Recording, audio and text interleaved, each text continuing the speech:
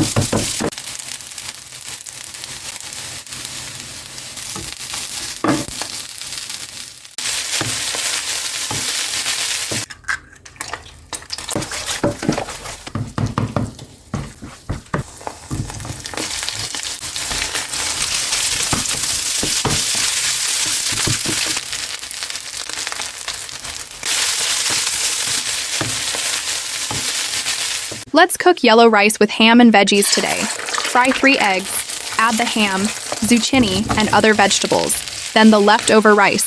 Now add salt, pepper, turmeric, herbs and spices, and the corn. I hope you enjoy and learn from today's recipe. Friends, keep on following for more easy recipes.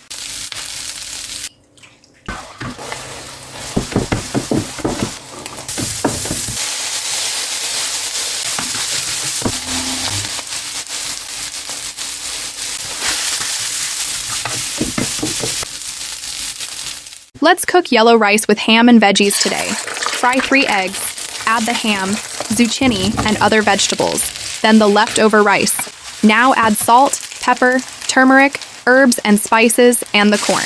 I hope you enjoy and learn from today's recipe. Friends, keep on following for more easy recipes.